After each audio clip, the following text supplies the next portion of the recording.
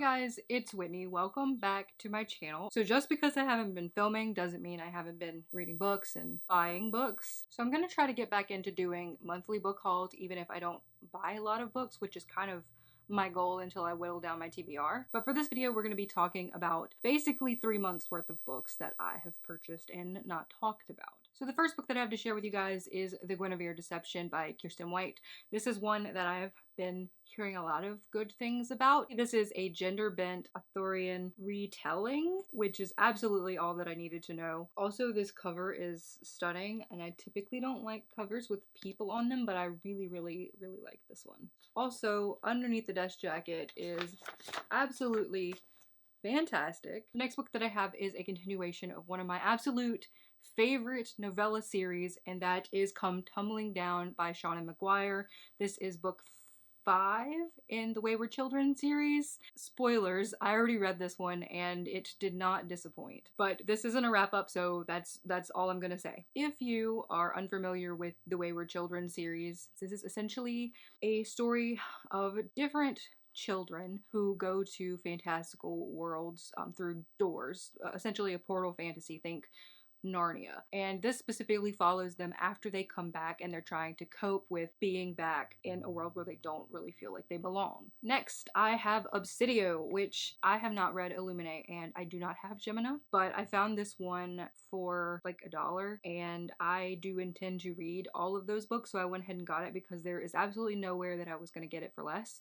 So I couldn't really tell you anything about this or anything about Illuminate other than that it is sci-fi. Next up, I have one that I bought on a complete whim, and that is Burn the Dark by S.A. Hunt.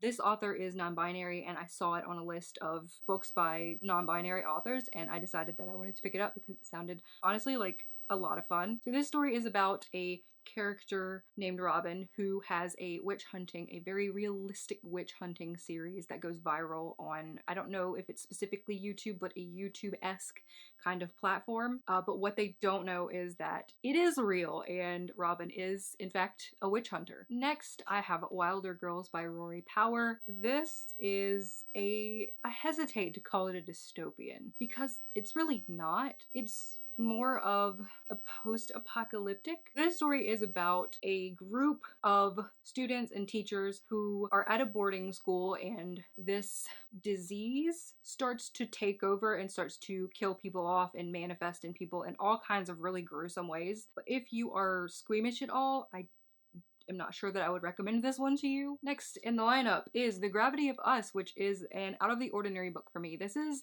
honestly more of a contemporary. It has a little bit of a sciencey thing to it, but it's not really an aliens twists like We Are the Ants or I Hope You Get This Message. It's about two boys whose parents are both part of this very special program with NASA. One of them ends up moving to Texas to participate and the other one was already there, I believe.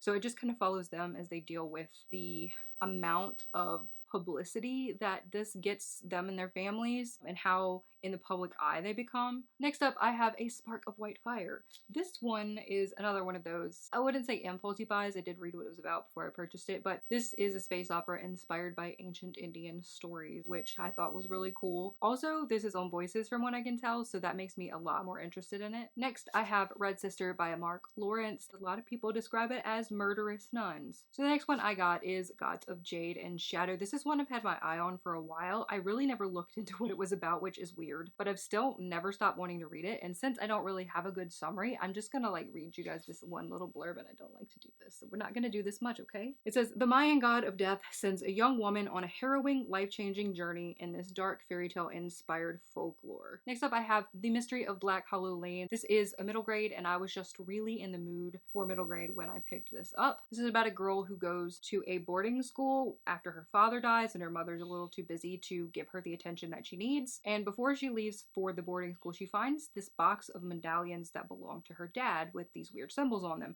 When she gets to the boarding school, she starts to see these weird markings from the medallions in different places around the school, and that just sounded really intriguing to me. The next book I have is The Sound of Stars. This is one that is a newer release. So there's a quote on the front, right on the very front of this book, that is essentially why I bought it. Can their love of books and pop music save the world? So essentially there's going to be this bookish girl and this alien who really likes pop music who have to save the world.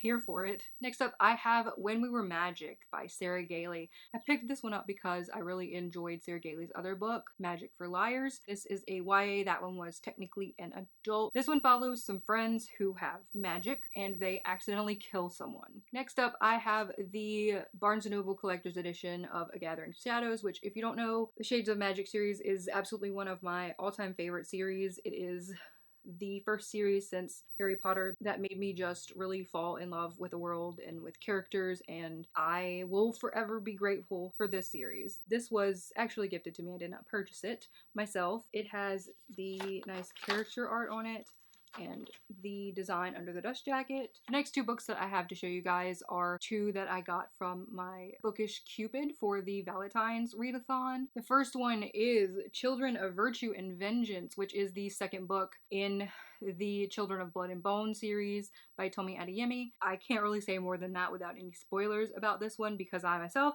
have no idea what the sequel is really about. The next one from my Bookish Cupid was The 10,000 Doors of January, which has been getting so much hype here on BookTube, and I am freaking stoked to have it. This book is sort of a portal fantasy. It is about this girl who, for some reason, ends up in this place where she finds access to this book that will take her to other worlds. I didn't want to know more than that because I felt like more than that was teetering a little bit on spoilers, and I don't want them. So the last book I have for this haul is actually a graphic novel, and that is Paper Girls Volume 5, which I've actually read. I didn't have a copy of this one. I had a copy of all of the other ones, but I decided I was going to hold out until I could find this one cheap, and I did. So the collection is complete. I have them all. I love them all. Just in case you don't know what Paper Girls is about, it's about these paper girls who get caught up in this time war. They end up getting sent forward in time, back in time, and then the plot just kind of evolves from that. Goes into these people who want to stop time travel and people who want to keep time travel and things like that. Those were all of the books that I have to share with you guys. I am so glad to be filming again, and hopefully I'm going to have a really normal upload schedule very soon. I will see you guys next time.